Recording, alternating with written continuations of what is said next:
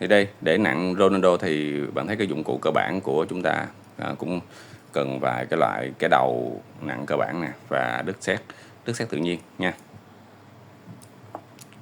Quan trọng và là bạn xem quá trình nặng và hiểu cái cách mà chúng ta phân tích từng khối. Mình nói ví dụ nè, nhìn nghiêng, nhìn thẳng, tức là những cái cơ bản mình sẽ nói qua cái video của mình, bởi vì nó là fundamental, nền tảng ha. Còn những cái như là phong cách riêng á, thì nó sẽ là cái kiểu của riêng mỗi người, nhưng mà cái nền tảng này giống như bạn đi thi vậy đó, bạn không được sai, người ta sẽ xét theo là nền tảng đúng trước rồi mới là đến cái phần gọi là xuất sắc trong cái việc mà tả. Nên video này cũng rất là phù hợp với những bạn mà học luyện thi, mỹ thuật kiến trúc, những cái khối ngành mà có thi đầu tượng chân dung thì cũng nên xem video này đó. Khi chúng ta nặng một cái nhân vật người, chúng ta nhìn nghiêng và nhìn chính diện, đồng thời chúng ta cũng có những cái hình ảnh để chúng ta kế bên với nhiều cái góc độ để chúng ta có thể làm so sánh và quan sát liên tục. Cái cơ bản quan trọng nhất của cái mỹ thuật tạo hình hay vẽ đó là quan sát, so sánh liên tục. Thì cái khối mặt chúng ta cần kiểm tra cái sọ. Khi nhìn nghiêng, cái sọ nó phải bầu dục, nó hơi dài ra phía sau một chút. Chưa kể cái mái tóc khi đắp lên trên cái da đầu thì bạn hình dung là nhìn nghiêng như vậy nè, chúng ta sẽ kiểm tra được cái sọ có đủ hay chưa. Thì chúng ta phải đắp thêm đất, hoặc là chúng ta chùi cái đất ở chỗ khác mà dư á, chúng ta chùi lên, không, để cảm giác là nó tương đối ổn. Chắc chắn là nó sẽ tương đối ổn, bởi vì sau đó chúng ta sẽ đắp cái tóc lên sau, nên ban đầu bạn chỉ cần là tương đối ổn thôi. Rồi và chúng ta kiểm tra những cái hốc mắt.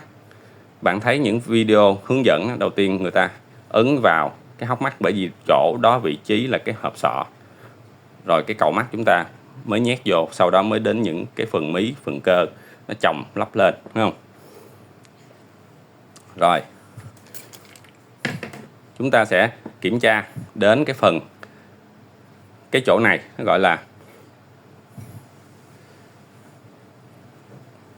cái hệ này nè, cái hệ từ hai cái cánh mũi xuống đây, nó gọi là vòm miệng, cơ vòng môi, thấy không? Cơ vòng môi xung quanh cái môi này. Và những cái dụng cụ chúng ta sử dụng là mục đích là để bạn thấy được cái dụng cụ đó chúng ta sẽ xài ra sao.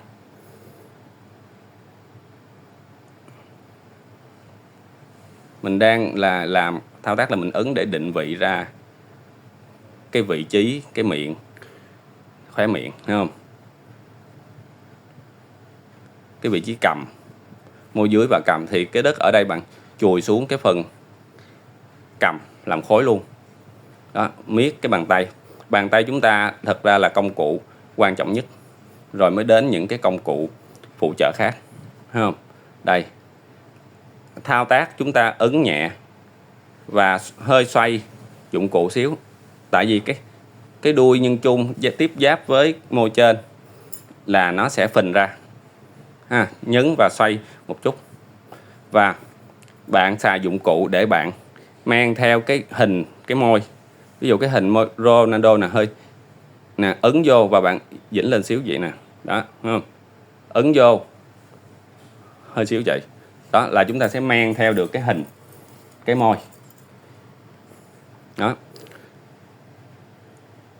Đó, xài những cái dụng cụ này nè để bạn làm rõ, tách biệt ra môi trên môi dưới, thấy không? Và hai cái cơ này chúng ta chùi xuống để nó đi theo cái cơ vòng môi bên dưới đó, thì nó tạo ra cái miệng tương đối là tự nhiên, thấy không? Rồi sau đó chúng ta sẽ xem tiếp những cái đặc điểm, ví dụ cái môi, cái hình cái môi ở dưới và những cái múi môi chia ra sao, hoặc là môi ở dưới là hơi nghiêng ra hay là cúp vô, nó tạo ra đặc điểm riêng biệt của mỗi người, thấy không? Đó,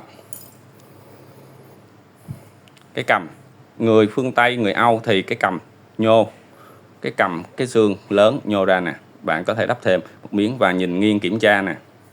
Đó, vừa làm mình vừa xoay nhiều góc độ, cho nên cái bàn tròn nè, bạn thấy không, có thể xoay được đó.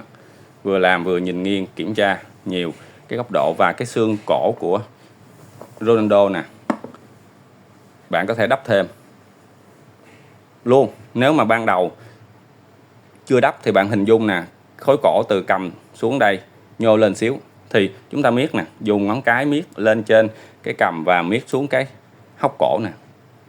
Đó, thì chúng ta tạo được cái xương cổ ở giữa. Cái hệ xương này, cái người mà càng tập luyện thì cái cơ hai bên này nè, ví dụ như ở anh Ronaldo thì cái cơ hai bên này rất lớn. Cơ này chéo từ sau lỗ tai, mang tai xuống dưới cái cổ, đúng không? Rất lớn, thì bạn đắp thêm khối vô. Ví dụ nó có dư thì mình lấy ra sao, mà ban đầu bạn cứ đắp vô để nó đầy đủ cái cổ, đúng không? Hai bên luôn. Đó, đối với anh Ronaldo thì cái cơ này rất lớn, nó đi xéo từ mang tai phía sau xéo xuống cái cổ luôn. Đó. Và chúng ta miết, và chúng ta có cái bình xịt nước, bình xịt cắt tóc rất là thông dụng, mua 20-30 ngàn gì đó, bạn xịt rất là cơ bản. Đó, để chúng ta có cái khối. Rồi, xem tiếp, kiểm tra tiếp là bạn sẽ làm gì? Bạn sẽ kiểm tra mắt, mũi. Và cái rất quan trọng, cái xương rất quan trọng tạo nên cái đặc điểm gương mặt, đó là cái xương gò má và xương hàm. Ở anh Ronaldo, người tập luyện nhiều quá thì cái xương hàm người ta sẽ bạnh nè. Nên bạn thấy mình nhìn nghiêng để mình so với cái hình, cái góc nghiêng của anh, và mình miết ở đây, lấy cái xương gò má ở đây mình chùi đất xuống cái xương hàm để làm cho xương hàm nó bự hơn, thấy không nè? Bạn so sánh xương hàm bên trái bên phải, không không, thì bên đây nó đang bự hơn được một chút rồi đó. Rồi bên đây mình làm tương tự luôn, tức là mình sẽ thêm đất để cho cái xương hàm bên đây đó, nó thêm, nó bạnh ra đó, vuông vức, nắn chỉnh sát đây, chùi lên gò má nè, và cái cơ này xéo qua nè, cái cơ này xéo đây để gò má nó vung lên, nó xương lên nè. Đó, các đầu ngón tay bạn thấy nó đều có tác dụng hết ở các vị trí mà chúng ta nặng. Rồi đồng thời chúng ta cũng chỉnh cái vị trí lỗ tai cho phù hợp. Ví dụ nó ra phía trước quá thì bạn đẩy nó ra phía sau. Cái đất sét thiên nhiên nó là đất sét rất cơ bản để bạn tạo hình, bởi vì dù bạn có tạo những cái bức tượng lớn hay sao đó thì cái đất sét thiên nhiên này nó cũng là rất là cần thiết để bạn học về hình khối. Thậm chí sau đó bạn có thể phủ để bạn làm cái sản phẩm luôn, nếu sản phẩm bạn nó không quá nặng nề, thấy không? Đó, chúng ta canh chỉnh, miết, xịt nước, canh chỉnh, nhìn thẳng, nhìn nghiêng, thấy không? Rồi, ở đây bước này thì mình đã có thể đắp thêm cái phía trên đây một miếng để mình làm cái mái tóc luôn. Đó, đắp thêm lên, đắp luôn. Mái tóc và kiểu tóc bạn định hình luôn. Ví dụ kiểu tóc như Ronaldo chảy ngược ra sau nè, bạn có thể nặng một cái miếng này, bạn để đây, bạn làm nó phồng lên luôn, thấy không?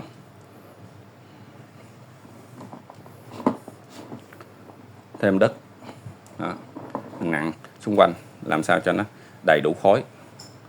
Bởi vì những cái đất này chúng ta tiếp tục chúng ta dùng để chúng ta lấy qua lấy lại, chùi qua chùi lại cho các bộ phận khác nhau, thấy không? Và trong quá trình làm chúng ta cũng có cái phần cảm xúc của mình. Cái phần nào mà bạn thấy bạn muốn nặng thêm thì bạn cứ thêm đất, bởi vì cái cơ bản là chúng ta đã sẵn sàng những cái cơ bản như thế này, thấy không? Còn cái bước tiếp theo chúng ta sẽ bắt đầu binh tới mắt, mũi, miệng, cái hình khối làm sao cho nó ok.